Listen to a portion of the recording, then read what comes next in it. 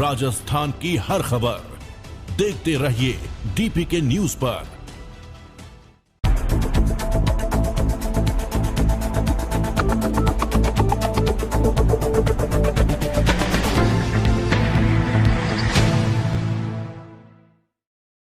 नमस्कार, स्वागत है आपका हमारा राजस्थान बुलेटिन में और मैं हूं आपके साथ अदिति। चलिए खबरों पर जाने से पहले नजर डाल लेते हैं हेडलाइंस पर।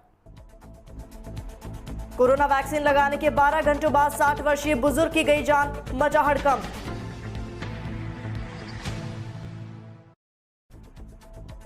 निवाई में व्यापारी को मारी गोली, 30 लाख लूटकर फरार हुए बदमाश।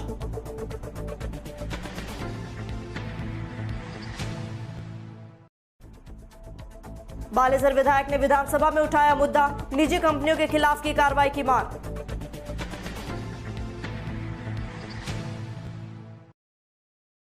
और अब खबरें विस्तार से। राजधानी जयपुर के निकटवर्ती ग्राम पंचायत पाचुडाला में 60 वर्षीय बुजुर्ग की कोरोना वैक्सीन का टीका लगाने के 12 घंटे बाद ही मौत हो गई। वहीं बुजुर्ग की मौत के सही कारणों का पता लगाने के निर्देश दिए गए। बीसीएमएचओ सुनील कुमार मीणा ने गुरुवार को बताया कि पूरण सिंह 15 मार्च 2021 को शादी समारोह में शरीक होने जयपुर से अपने ग्राम पंचायत पाचुडाला के पंचपहाड़ी आए थे। कोरोना वैक्सीन का डोज लगवाने का मैसेज आने पर 16 मार्च 2021 मंगलवार की सुबह 11 बजे कोरोना वैक्सीन का डोज लगवाने पाचुडाला के उप स्वास्थ्य केंद्र पर पहुंचे, जहां उप स्वास्थ्य केंद्र पर कोरोना वैक्सीन का डोज लगाया गया।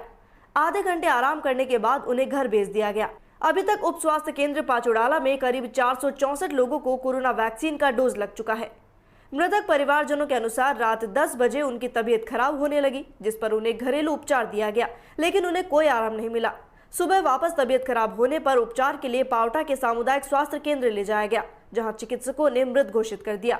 इस बीच तहसीलदार मुकेश अग्रवाल ने कहा कि मौके पर बीसीएमएचओ सुनील कुमार मीणा और नायब तहसीलदार राजवीर यादव चिकित्सकों की टीम को भेजा गया, जिनके अनुसार मौत का कारण संभवतः हार्ट अटैक बताया गया। वहीं बिना शव का पोस्टमार्टम कराए ही अंतिम संस्कार कर दिया गया।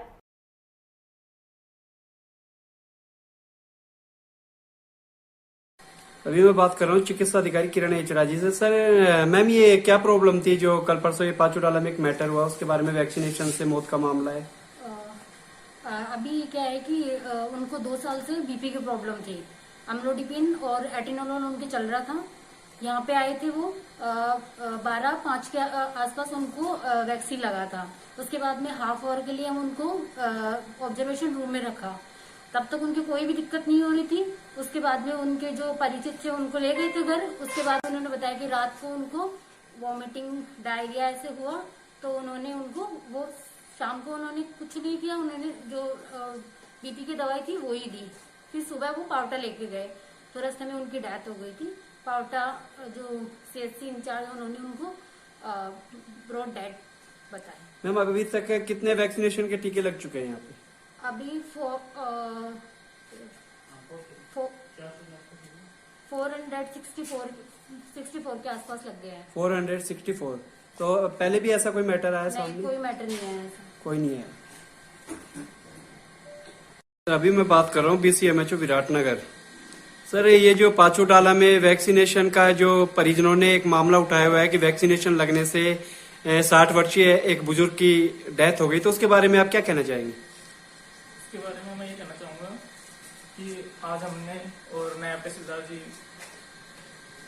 मैंने एक टीम बनाई। इसमें हमने जांच में ये पाया गया कि परसों उसको जिसकी डेथ हुई है, लाभार्थी को परसों 1 बजे वैक्सीनेशन के लिए लाया गया यहाँ पे। तो वैक्सीन देने के पश्चात यहाँ पे पूरे प्रोटोकॉल के साथ ऑब्जर्वेशन रूम में 30 मिनट तक रखा गया। उसको कोई साइन और कोई सिम्टम नहीं थे। फिर उसके बाद उसको घर भेज दिया गया। घर भेजने के बाद में उनके घर वालों द्वारा बताया गया कि रात को 10:30 बजे के लगभग उसको चेस्ट पेन हुआ, छाती में दर्द हुआ और उल्टी हुई।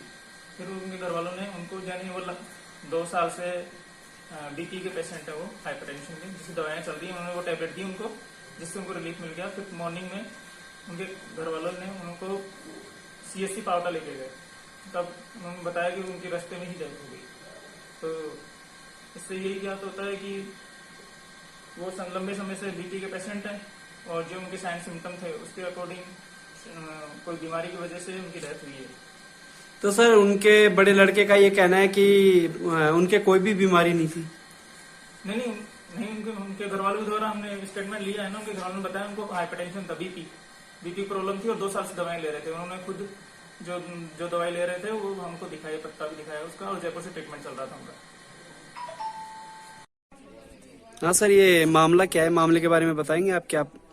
मेरे पिताजी यहाँ 15 तारीख की शादी पे आए थे और शादी से आने के बाद में फिर अपने यहाँ पाचोडाला में सरकारी हॉस्पिटल में वैक्सीन लगवाने के लिए गए थे। वैक्सीन लगवा के जब शाम को घर पे आए तो इनकी तबीयत अचानक बिगड़ गई, उल्टी दस्त हुए और उसके बाद में क्या नाम है घरेलू उपचार दे के रिलैक्स हो गए। फिर सुबह वापस इनको वही प्रॉब्लम हुई तो हम सरकारी हॉस्पिटल पावटा ले गए, जहाँ इनकी मौत हो गई। तो सर इनको पहले भी कोई बीमारी थी क्या? नहीं सर, पहले कोई बीमारी नहीं थी। कोई खबर टोंक के निवाई से, जहां कोटक महिंद्रा बैंक से राशि निकालकर दुकान जा रहे व्यापारी को आज 3 बदमाशों ने गोली मार दी।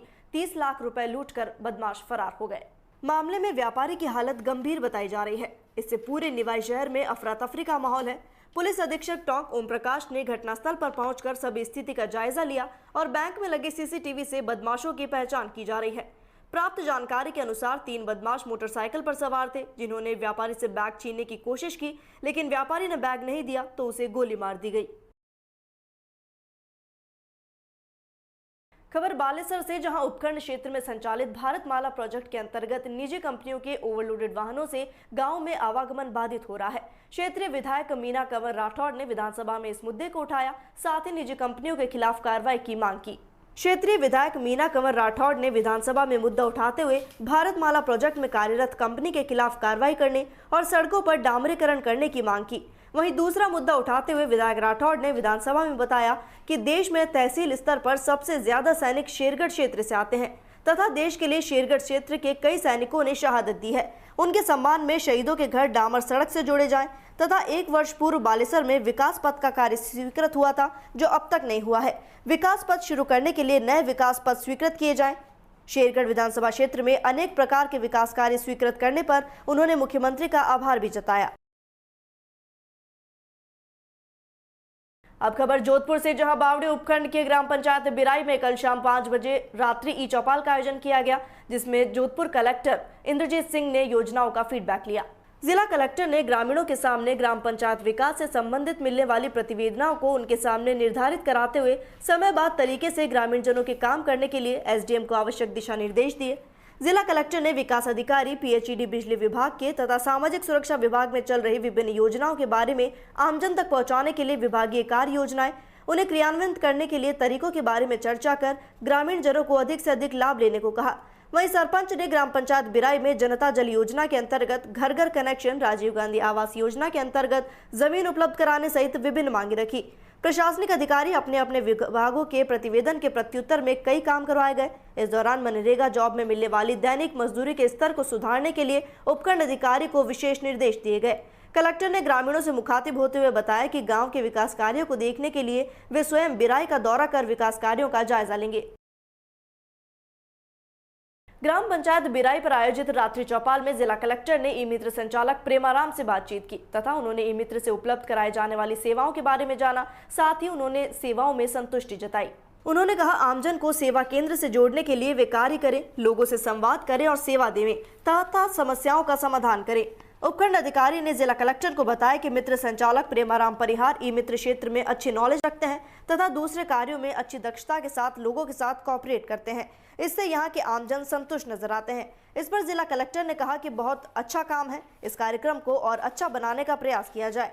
ई मित्र संचालक प्रेमाराम परिहार ने बताया कि जिला कलेक्टर महोदय के रात्रि चौपाल से पहले उन्होंने सेवा केंद्र को इको सेवा केंद्र बनाने के लिए 10 पौधे लगाकर ई मित्र परिसर में संचालन किया, जिससे लोगों को संदेश दिया गया कि आसपास इतना हरा भरा हो कि वातावरण प्रदूषण मुक्त हो जाए। खबर श्रीगंगानगर से, जहां पदमपुर शहीद हेमू कॉलोनी की 98वीं जयंती और शहीद भगत सिंह, राजगुरु सुखदेव सिंह और शहीद नवपाल सिंह सिद्धू और शहीद रामेश्वर लाल तरड़ की स्मृति में विशाल रक्तदान शिविर का आयोजन किया जाएगा। ये शिविर अरुण वंश सेवा सदन पदमपुर में लगाया जाएगा। झूलेलाल मंदिर में समाज के प्रमुख लोगों ने बैठक कर निर्णय लिया कि शहीदों को समर्पित रक्तदान शिविर 23 मार्च को लगाया जाएगा। समाज के वरिष्ठ व्यक्तियों ने कहा कि राष्ट्रहित में अपने प्राणों को न्यौछावर करने वाले शहीदों का वास्तव में हमारे जीवन में बड़ा महत्वपूर्ण स्थान है। शहीदों को पावन स्मृतियां हमेशा हमारे दिल में प्रेरणा स्वरूप बनी रहे, ऐसा उद्देश्य लेकर हर साल 23 मार्च को रक्तदान शिविर लगाया जाता है। खबर राजधानी जयपुर से, जहां नाई के थड़ी किल्लनगढ़ आमेर में स्थित राजकीय प्राथमिक विद्यालय में एक अनोखी दास्तां देखने को मिली। प्रधानाध्यापिका दीपिका भार्गव ने बच्चों के अभिभावकों को मुख्यमंत्री तक पहुंच बताते हुए धमकाया।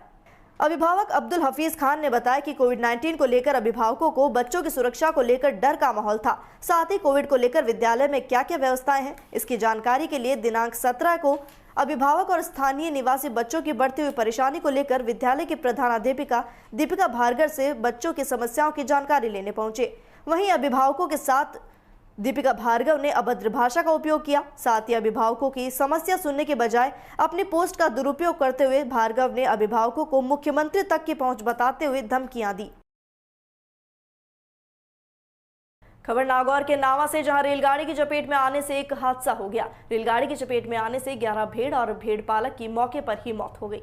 बताया जा रहा है कि आज नावा रेलवे स्टेशन के पास गेट नंबर C22 पर 11 भेड़ों के साथ भेड़ पालक रामेश्वर लाल बीकानेर से कोलकाता जाने वाली एक्सप्रेस ट्रेन की चपेट में आ गए। इससे 11 भेड़े और भेड़ पालक की मौके पर ही मौत हो गई। सूचना मिलने पर नावा से तहसीलदार और पुलिस मौके पर पहुंचे और GRP पुलिस को सूचना दी गई। साथ ही परिवार भी मौके पर पहुंचे। परिजनों ने गेटमैन पर आरोप लगाते हुए कहा कि इस गेटमैन की लापरवाही से यह हादसा हुआ है। गेटमैन घटना के वक्त मौके पर मौजूद नहीं था। वहीं शव अभी भी ट्रैक के पास रखा है। वहीं पुलिस आगे की कार्रवाई करने में जुटी है।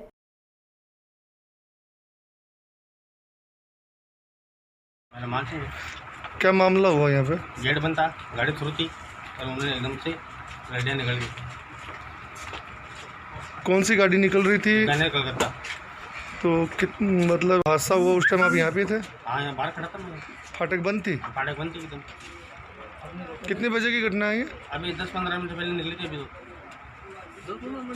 हादसा कितने बजे का है? अभी 10-15-20 मिनट पहले का। अभी बिकाने कलकत्ता निकली थी। 1 घंटा ऊपर हो गया। क्या नाम है और क्या मामला हुआ, आप बता सकते हैं? मेरा नाम सुरेश चौधरी है। ये जो लेके आए थे वो मेरे बड़े पापा हैं। यहाँ 1 घंटे से फाटक वाला नहीं रहता है और आपातकालीन में भी फाटक बंद रहता है। कभी भी आप आके देख सकते हो, फाटक ऑफ रहता है। इस वजह से यहाँ से नीचे से गुजरते हैं, फाटक का कोई विश्वास नहीं होता है। और यहाँ से 1 घंटे पहले इसी दौरान ये घटना हुई है तो फाटक वाला यहाँ पे उपलब्ध नहीं था। मामला रहा क्या? आज मतलब सर ये जो अपने लल्डी वगैरह लिख के आ रहे थे तो गेट बंद था, गाड़ी आने की कोई सूचना नहीं थी। पूरी गाड़ी लल्डियाँ निकल गई। तो ये गेट मैंने यहाँ पे था भी नहीं, शराब पीने के लिए वहाँ गया था। वहाँ से हादसा होने के बाद में कोई लोग जाके इनको सूचना दी, तब जाके ये आए। खबर नागौर के डे से, जहां राजकीय बालिका माध्यमिक विद्यालय डे में 5 कक्षों का भामाशाह की तरफ से शिलान्यास किया गया। मंत्रोच्चार के साथ नींव का पूजन कर भामाशाहों ने नींव रखी। इस दौरान ग्राम पंचायत डे के सरपंच श्री रणवीर सिंह जी उदावत ने विद्यालय की 4 दीवारी और टॉयलेट के साथ स्टेज में टीन शेड बनाने की घोषणा की। साथ ही महावीर इंटरनेशनल के अध्यक्ष श्री रिखब चंद नाहटा ने ट्रस्ट की तरफ से जरूरतमंद विद्यार्थियों को विद्यालय गणवेश वितरण करने की घोषणा की। इसका उपस्थित जनों ने स्वागत किया। संस्था प्रधान नरेश तिवारी ने विद्यालय में करवाए गए विकास कार्यों पर प्रकाश डालते हुए भामाशाहों का आभार जताया। साथ ही आगे भी सहयोग देने का निवेदन किया। इस पर उपस्थित सभी भामाशाहों ने सहमति जताई। वहीं कार्यक्रम का संचालन व्याख्याता प्रकाश राम मेहरा ने किया। खबर करौली से, जहां संस्था जीवन ज्योति फाउंडेशन के मीडिया प्रभारी मदन मोहन भास्कर ने एक मिसाल पेश की है। अपने बेटे का जन्मदिन रक्तदान कर मनाया। विगत 4 वर्षों से बिना स्वार्थ के लोगों को निशुल्क रक्तदान कर मरीजों की जान बचाने वाली संस्था जीवन ज्योति फाउंडेशन के मीडिया प्रभारी मदन मोहन भास्कर ने अपने बेटे रोहन भास्कर का जन्मदिन रक्तदान कर मनाया। भास्कर ने बताया कि करौली के सामान्य चिकित्सालय में भर्ती एक महिला को रक्त की आवश्यकता थी। इसे देखते हुए भास्कर की टीम के संचालक को साथ लेकर ब्लड बैंक पहुंच महिला के लिए रक्तदान किया।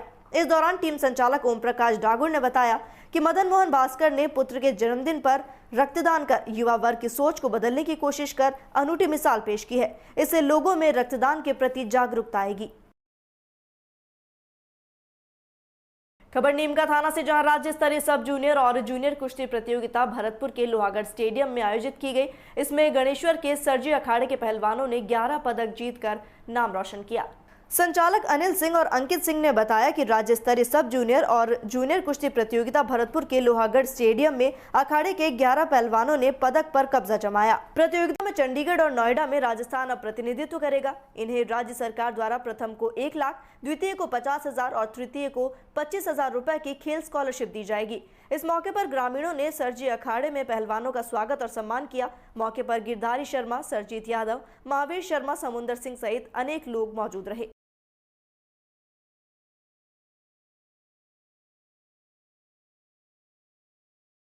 नमस्कार, मैं अंकित अवर, सह संचालक सरजी अखाड़ा।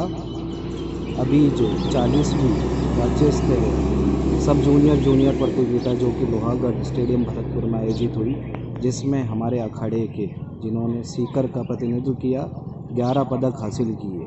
इसमें 3 गोल्ड, 6 सिल्वर, 2 कांस्य पदक और इसमें 3 बच्चे हमारे राष्ट्रीय प्रतियोगिता के लिए चयन हुआ, जो कि चंडीगढ़ एवं नोएडा जाएंगे। इस मौके पर ग्रामीणों ने हमारे पहलवानों का भव्य स्वागत और अभिनंदन किया। खबर सीकर से, जहां लक्ष्मणगढ़ के बलारा थाना क्षेत्र में दबंगों ने दबंगई दिखाई। पहले सड़क पर मारपीट की और उसके बाद घर में घुसकर महिलाओं के साथ मारपीट की, साथ ही भद्दी गाली गलौज की। बलारा थाना क्षेत्र में प्रार्थी ने थाने में मामला दर्ज कराया और मारपीट करने वालों पर कार्रवाई की मांग की है। बलारा थाना क्षेत्र में गाड़ी की साइड को लेकर दबंगों ने खुलेआम दबंगई दिखाई। पहले सड़क पर मारपीट की और उसके बाद घर में घुसकर महिलाओं के साथ मारपीट और भद्दी गाली गलौज की। पीड़ित ने बताया कि पहले उसके बेटे के साथ मारपीट की गई और उसके बाद घर में घुसकर महिलाओं के साथ बदतमीजी की गई। फिलहाल पुलिस ने मामला दर्ज कर जांच शुरू कर दी है। अब खबर हरियाणा से, जहां हिसार जिले के कोथनगर के श्री सिद्ध दादा काला पीर मठ में 19 से 21 मार्च तक नशे के विरोध में विशाल संस्कृति मेले का आयोजन किया जाएगा। इसमें हरियाणा के 10 जिलों के बड़े अधिकारी शिरकत करेंगे। कोथ मठ के पीठाधीश्वर महंत पीर शुक्राईनाथ जी योगी ने बताया कि ये कार्यक्रम सालाना होता है, लेकिन इस बार कोरोना महामारी को देखते हुए सिर्फ मेले का आयोजन हो रहा है। उन्होंने बताया हरियाणा के 10 जिलों से पुलिस प्रशासन के IPS, DIG और अन्य बड़े अधिकारी उपस्थित रहेंगे। ये कार्यक्रम संस्कृति, परंपरा, योग को आगे बढ़ाने वाला कार्यक्रम होगा। जिले के कोथनगर के श्री सिद्ध दादा काला पीर मठ के अंदर मैं मौजूद हूँ। आने वाली 19, 20 और 21 तारीख को यहाँ पर विशाल मेले का आयोजन किया जाएगा। और किस प्रकार से आयोजन किया जाएगा, हम जो यहाँ के महंत पीर योगी शुक्राईनाथ जी हैं, जो पीठाधीश्वर है यहाँ के, उनसे हम बातचीत करने की कोशिश करेंगे। किस प्रकार से कैसे आयोजन किया जा रहा है, क्योंकि कोरोना की महामारी भी लगातार बढ़ रही है, उसको देखते हुए किस प्रकार से कैसी हिदायतें बरती जाएंगी। मेरे साथ बातचीत करने के लिए कोथ मठ के पीठाधीश्वर महंत पीर योगी शुक्राईनाथ जी हैं। महाराज जी, किस प्रकार से कैसे आयोजन किया जा रहा है, क्या कहना? हमारा ये कार्यक्रम सालाना और वार्षिक रूप से होता है और इस कार्यक्रम के अंदर हम लोग दादा काला पीर जी महाराज का जन्म दिवस मना रहे हैं। और ये सिद्ध महापुरुष योगी जो कि साक्षात शिव जैसी काया हैं, इनकी स्मृति के उपलक्ष्य में ये कार्यक्रम आयोजित होने जा रहा है। और ये 3 दिन का कार्यक्रम होता है। इस कार्यक्रम में भव्य मेला होता है, भंडारा होता है, लेकिन अब की बार हम लोग केवल मेला ही कर रहे हैं, भंडारा नहीं कर रहे हैं, क्योंकि कोरोना महामारी की विपरीत परिस्थिति हमारे समाज को जहाँ से आप देख पा रहे हैं कि डंसती जा रही है, समाज के लिए कहीं ना कहीं एक बहुत बड़ी चुनौती है। इसलिए हम लोग भंडारे को अब की बार स्थगित कर रहे हैं। बाहर से आने वाले कुछ आगंतुकों के लिए हम लोगों ने, जो ज़्यादा दूर दराज से हैं, उनके लिए भोजन की व्यवस्था हमने की है। लेकिन आपको इस चैनल के माध्यम से मैं बता दूं कि हमारा अब की बार ये कार्यक्रम 19, 20 और 21 मार्च 2021 को यहाँ मठ के अंदर होगा, जिसके आयोजन में सांस्कृतिक बच्चों के द्वारा प्रस्तुतियाँ होंगी, विद्यार्थियों के द्वारा ज्ञान विज्ञान के ऊपर जोर दिया जाएगा। आध्यात्म चेतना, नशाखोरी के विरुद्ध हम लोग कहीं ना कहीं बढ़ाने का काम करेंगे। नशाखोरी के विरुद्ध आध्यात्म चेतना को हम लोग जागृत करने का और प्रसारित करने का काम कर रहे हैं। इस कार्यक्रम में कई IAS, IPS अधिकारी और MBBS अधिकारी भाग ले रहे हैं। हरियाणा के लगभग 10 जिलों से पुलिस प्रशासन के उच्चतर अधिकारी यहाँ पर इसमें IAS, IPS और कुछ DIG महोदय इसमें आ रहे हैं, शिरकत करेंगे। और ये कार्यक्रम गुरु परंपरा, ऋषि परंपरा, योग परंपरा, राष्ट्र परंपरा और व्याकरण की परंपराओं को आगे बढ़ाने वाला यह कार्यक्रम होगा। इसके साथ साथ यह कार्यक्रम साधु सन्यासियों की वरीयता का बखान करेगा, उनके उपदेश, उनके ज्ञान, शिक्षण और अनन्य प्रकार से सामाजिक समरसता के लिए राष्ट्रीय साधना के अनन्य साधकों का निर्माण करेगा। इसके साथ साथ ये कार्यक्रम भाईचारा बढ़ाने का काम करेगा। भाईचारा बढ़ा करके ये कार्यक्रम नशा दूर, आनंद भरपूर के वचनों पर, शब्दों पर कायम रहेगा। यह कार्यक्रम बच्चों को मनोरंजन के लिए झूला आदि झुला करके उनका मनोरंजन करेगा और उनके लिए एक मनमोहक और मनोरंजक माध्यम भी होगा।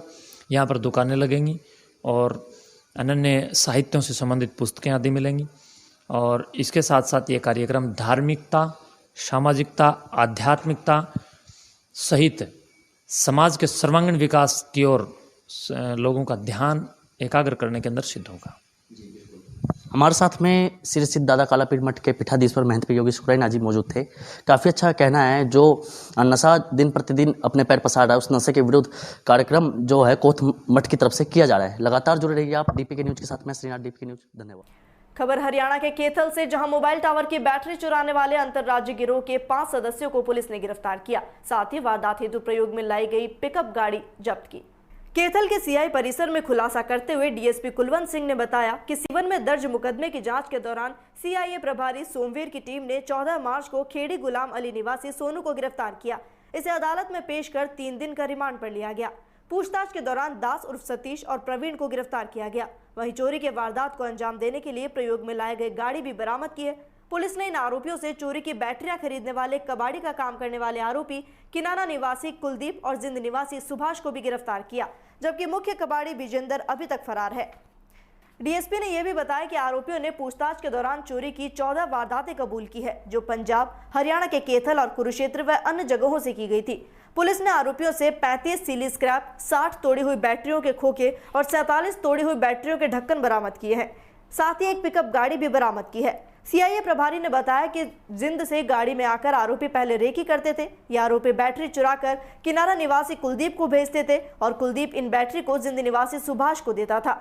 वहीं सुभाष आगे रोहतक के पास बालन गांव में बेरी रोड पर फैक्ट्री में बेचते थे, जहां मुख्य आरोपी चोरी की बैटरियों को तोड़कर सिल्ली तैयार करता था।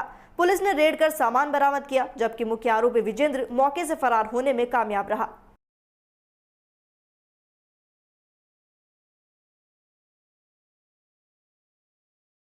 इसमें ये गाड़ी का जो नंबर है, हमारे पास नंबर आ गया था गाड़ी का, पिकअप बोलेरो, जिसे चोरी करके भागते हैं। गाड़ी के नंबर के हिसाब से हमने फिर सोनू को जो अरेस्ट कराया, सोनू को अरेस्ट करके रिमांड पे लिया गया, पूछताछ करेगी। पूछताछ में इसने डिस्क्लोज कराया कि हम 6 आदमी, एक हमने अरेस्ट कर लिया था, 5 और 6 आदमी पहले रेकी करते हैं जींद से आने के बाद इसी गाड़ी में रेकी करने के बाद रात को ये वारदात को अंजाम देते हैं। हमने 6 आदमी से 2 आदमी अरेस्ट करे, टोटल 3 अरेस्ट हो गए इस ड्यूरेशन में, रिमांड के ड्यूरेशन में। इसके अलावा हमने फिर ये बैटरी जहां बेचते हैं उससे बात करी तो पहले कुलदीप है जो किनारा से, कुलदीप को बेचते थे कबाड़ी को। कुलदीप फर्दर जो कबाड़ी है सुभाष जींद वाला उसको बेचता था। जो जींद का जो कबाड़ी है सुभाष, वो फर्दर इन बैटरियों को बेचता था फैक्ट्री में, जो फैक्ट्री है बालंद रोहतक, बालंद गांव है रोहतक में, बेरी रोड पे, वहां ये फैक्ट्री है। उस फैक्ट्री में बेचते हैं, जो बैटरियों से अंदर का जो लेड वगैरह है वो निकाल के पिघला के सिल्ली बना के फर्दर बेच देते हैं।